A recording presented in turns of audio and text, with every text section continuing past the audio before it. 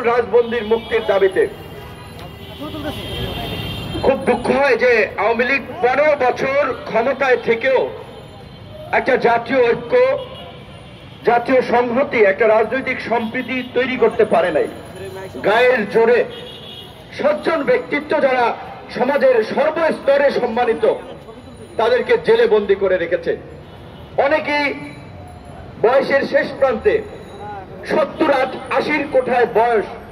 এই বয়সের মানুষ জেলের বাইরে থাকলেই 4-5 রকমের ওষুধ খেতে হয়, পারিবারিক সেবার প্রয়োজন হয়, কিন্তু এই মানুষগুলোকে জেলে রেখেছে। আমি ব্যক্তিগতভাবে কিন্তু বিএনপি করি না। আমরা যে 63টি রাজনৈতিক দল যারা নির্বাচন বয়কট করেছি, এটা আওয়ামী বাকশালকে হটানোর জন্য, দেশে গণতন্ত্র প্রতিষ্ঠা করার জন্য। বিএনপি কবে ক্ষমতায় যাবে, বিএনপির সাথে জোট করে আসন নিয়ে এমপি হব, মন্ত্রী হব, এই ভরসায় আমরা রাজপথে নাই। এমপি মন্ত্রী হওয়ার লোক থাকলে তো আওয়ামী লীগের নৌকা উঠতাম শাহজাহান ওমরের মতো। এখানে যে সমস্ত নেতৃবৃন্দ আছেন, সামাজিক রাজনৈতিক অবস্থান আজকের যারা সংসদে আছেন, এই অশ্রুতদের চেয়েও অনেকভাবে তারা গ্রহণযোগ্য, মানুষের কাছে সম্মানিত।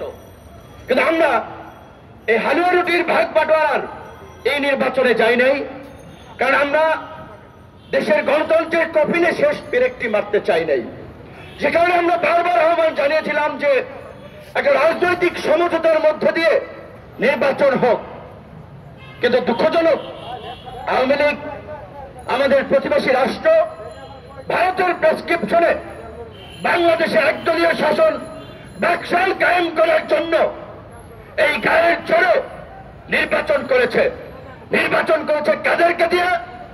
কসাই আজিজ, কসাই বেনজিরের মতো প্রশাসনে থাকা কিছু কসাইদেরকে ব্যবহার করে, যে ওদেরকে টার্গেট দিয়েছে বিরোধী দলের নেতা কর্মীদেরকে মামলা গ্রেপ্তার করে ঘর থেকে তুলে নিয়ে আসার জন্য। কসাই আজিজ এবং বেনজির সাহেবের কথা এই কারণে বললাম, অনেকে ভুলে গেছেন, ভুলবেন না, তাদেরকে স্মরণ রাখতে হবে। যদি তারা বেঁচে থাকে আর আমরা যদি বেঁচে থাকি, আইনমন্ত্রী বলেছিল সাগররুনি হত্যাকাণ্ডের বিচার হতে যদি 50 বছর সময় লাগে অপেক্ষা করতে হবে। সাগররুনি হত্যাকাণ্ডের বিচারের জন্য 50 বছর লাগার কথা না। 48 ঘন্টার আলটিমেটাম দিয়েছিল আপনাদের প্রয়াত স্বরাষ্ট্রমন্ত্রী সাহারা খাতুন। 48 ঘন্টার আলটিমেটাম দিয়ে তিনি অনন্তকালের আলটিমেটামে চলে গেলেন। কিন্তু যারা জীবিত আছেন, সাগররুনির ছোট্ট ছেলে আজকে খেলোয়াড়দের জার্সি ডিজাইন করে, কিন্তু তার বাবা মায়ের বিচার এখন পর্যন্ত পায় না। তো যেটা আমরা বলছিলাম যে 50 বছর যদি সাগররুনির বিচারের, হত্যাকাণ্ডের বিচারের জন্য অপেক্ষা করতে হয়, আজিজ বেনজিরের মতো যারা জনগণের উপরে অন্যায়, অত্যাচার, গুম খুন চালিয়েছে, আরো 50 বছরের প্রয়োজন হলেও তাদের বিচারে এই বাংলার জমিনে হবে। আজকে গোটা দেশকে একটা বিভাজন এবং বিভক্তির মধ্যে ফেলে দিয়ে সঞ্চার সহিংসতাকে উস্কে দিয়েছে। নির্বাচনের নামে হানাহানি, মারামারি, কাটাকাটি আজকে গ্রাম পর্যায়ে ছড়িয়ে দিয়েছে। এখন বলছে স্থানীয় নির্বাচন দলীয় প্রতীকে করবে না, নৌকা তুলে দিবে। কেন এখন নৌকা তুলে দিচ্ছেন? আপনারা যখন স্থানীয় নির্বাচন করেন দলীয় প্রতীকে, যখনই আমরা বারবার বলেছিলাম এটা গ্রাম পর্যায়ে, ইউনিয়ন পর্যায়ে সহিংসতাকে নিয়ে যাবে। এখন তারা তুলে দিচ্ছে প্রতীক, কারণ নৌকা এখন মার্কেট পাচ্ছে না। এতটা ঘৃণিত প্রতীকে পরিণত হয়েছে যে নৌকা থাকলে মানুষ এখন ভোট কেন্দ্রে যাবে না, তাই তারা স্থানীয় নির্বাচনে নৌকার প্রতীক তুলে দিয়েছে। ঠিক একইভাবে আমরা কিন্তু বারবার বলেছিলাম বাংলাদেশের সামাজিক কাঠামো, রাষ্ট্রীয় কাঠামো, আমাদের দেশের পরিবেশে দলীয় সরকারের অধীনে সুষ্ঠু নির্বাচন সম্ভব নয়। অনতিবিলম্বে রাজনৈতিক সমঝোতার মাধ্যমে নির্বাচনকালে নিরপেক্ষ সরকারের বিল পাস করুন, সুষ্ঠু নির্বাচন দিন। তারা গায়ের জোরে ক্ষমতা ধরে রেখেছে, তাদের জনভিত্তি নাই। সেই নির্বাচনে প্রমাণিত র্যাব, পুলিশ, সেনাবাহিনী বলেন সমস্ত রাষ্ট্রীয় প্রতিষ্ঠান টাকা পয়সার ছড়াছড়ি, ভারতের মন্ত্রী, অ্যাম্বাসেডর, এদেশীয় ভারতীয় দালাল এজেন্ট, তাদের প্রচার প্রচারণা সব মিলিয়েও তারা 10% ভোটারকে ভোট কেন্দ্রে নিতে পারে নাই। মানুষ বলে এখন 5% সরকার। মান্না ভাই একটা কথা বলে থাকেন যে এটা একটা 420 সরকার, এখন লোকজন বলে এটা 5% সরকার। কাজে আমরা সরকারকে বলতে চাই, এই 5% জনসমর্থন নিয়ে 95% গণতন্ত্রকামী জনতার নেতৃবৃন্দকে আপনারা কারাগারে আটকে রাখতে পারবেন না। আপনারা যদি কারাগারে আটকে রাখেন, আপনাদের করুণ পরিণতি ডেকে নিয়ে আসবেন। খালেদা জিয়াকে মৃত্যুর দুয়ারে পাঠিয়েছেন, মির্জা ফখরুল সহ, আমির খসরু মাহমুদ চৌধুরী সহ আমাদের ছাত্র নেতা বিনিয়ামিন মোল্লা, মাওলানা মামুনুল হক, জামাতের আমির শফিকুর রহমান সহ সকল রাজবন্দীদের নিঃশর্ত মুক্তি দিতে হবে।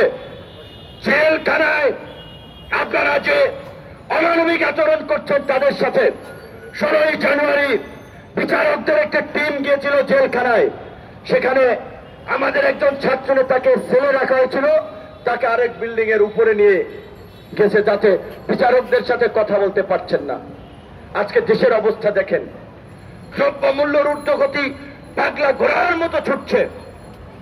আরেকদিকে সিনিয়র নেতৃবৃন্দ ভালো বলতে পারবেন, মান্না ভাই নিশ্চয়ই বলবেন, আজকে তরুণ প্রজন্মকে জানতে হবে বঙ্গবন্ধুর আদর্শের স্বপ্নের সোনার বাংলা কি।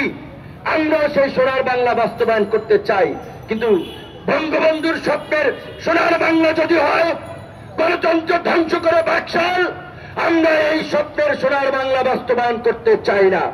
বঙ্গবন্ধুর স্বপ্নের সোনার বাংলা যদি হয় 4টি পছন্দের পত্রিকা রেখে সমস্ত পত্রিকা বন্ধ করে দেওয়া, আমরা এই স্বপ্নের সোনার বাংলা চাই না।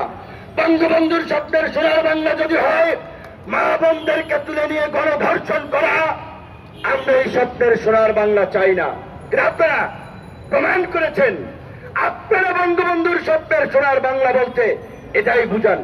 চিন্তা করতে পারেন, বিশ্ববিদ্যালয়ের ছাত্ররা একটা বিশ্ববিদ্যালয়ের হলে একজন নারীর স্বামীকে আটকে রেখে পাশের জঙ্গলে নিয়ে ধর্ষণ করে। এই কথাটা আসে কিভাবে যে ঢাকা বিশ্ববিদ্যালয়ের একটা হলে আমি ছাত্রলীগের নেতা, আমার যা ইচ্ছা তাই করব, কিন্তু তারা করতেছে তো, তাদেরকে বাধা দেওয়ার কেউ আছে? আমরা রিসেন্ট পড়াশোনা শেষ করে এসেছি, আমরা তো দেখেছি হলের হাউস টিউটার, প্রভোস্ট, শিক্ষক, কার্যত কারো ছাত্রলীগের নেতাকেও সালাম দিতে, মানে এরকম একটা পরিবেশ। শিক্ষক আজকে দেশ স্বাধীনের পরপর সে সময় ঢাকা বিশ্ববিদ্যালয়ের ভিসি ছিলেন সম্ভবত মুজফফর আহমদ সাহেব, ছাত্ররা অটো প্রমোশনের জন্য ভাইস চ্যান্সেলরকে ঘেরাও করেছিল। বঙ্গবন্ধু সেটা শুনে তিনি ভাইস চ্যান্সেলরের কার্যালয়ে ছুটে এসেছে, ভাইস চ্যান্সেলরের কাছে ছুটে এসেছিলেন কথা বলার জন্য। এটা শিক্ষকদের মর্যাদা ছিল। আর আজকে ঢাকা বিশ্ববিদ্যালয়ের ভাইস চ্যান্সেলররা নোবেল, ডক্টর ইউনূসের নোবেল বাতিলের দাবিতে রাস্তায় নামে। আজকে ঢাকা বিশ্ববিদ্যালয়ের ভাইস চ্যান্সেলররা সংবাদপত্র বন্ধের দাবিতে শহীদ মিনারে দাঁড়ায়। এই হচ্ছে আজকের ভাইস চ্যান্সেলর এবং শিক্ষকদের লেভেল। তো ছাত্রদের লেভেল কি করবে? হলে ইয়াবা খাবে, ধর্ষণ করবে, এটাই তো করবে। এটাই তো তারা স্মার্ট বাংলাদেশ, বঙ্গবন্ধুর স্বপ্নের বাংলাদেশ হিসেবে মানুষকে দেখাতে চায়। এখন আজকে চাঞ্চল্যকর ঘটনা কেন জাহাঙ্গীরনগর বিশ্ববিদ্যালয়ে ঘটেছে? আপনারা পত্রপত্রিকা লিখছেন, আমরাও গরম গরম বক্তব্য দিচ্ছি।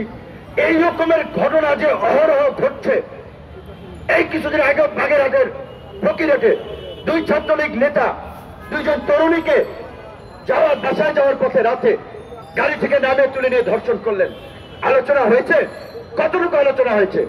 সিলেটের এমসি কলেজের ঘটনা, ছাত্রলীগের চরিত্রের কোন পরিবর্তন হয়েছে? এত ঘটনার পরেও ছাত্রলীগের চরিত্রের পরিবর্তন হয় নাই। মাননীয় প্রধানমন্ত্রী তিনি ছাত্রলীগের সাংগঠনিক নেত্রী ছিলেন। ক্ষমতায় আসার পর ছাত্রলীগের অপকর্মের কারণে সেখান থেকে তিনি অব্যাহতি নিলেন, কিন্তু ছাত্রলীগের অপকর্ম অব্যাহতভাবে চলতেই লাগলো।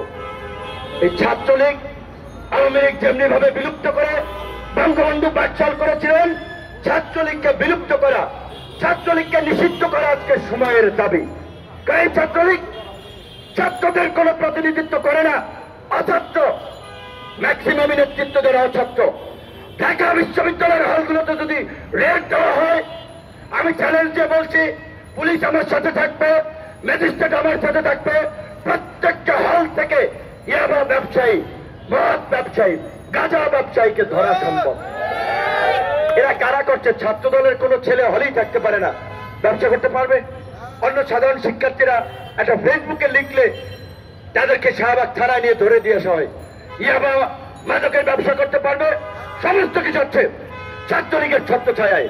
তো যাই হোক, মান্না ভাই বক্তব্য রাখবেন, সময় গড়িয়েছে, আর 2 মিনিট বলে আমি শেষ করতে চাই। প্রথমত আজকে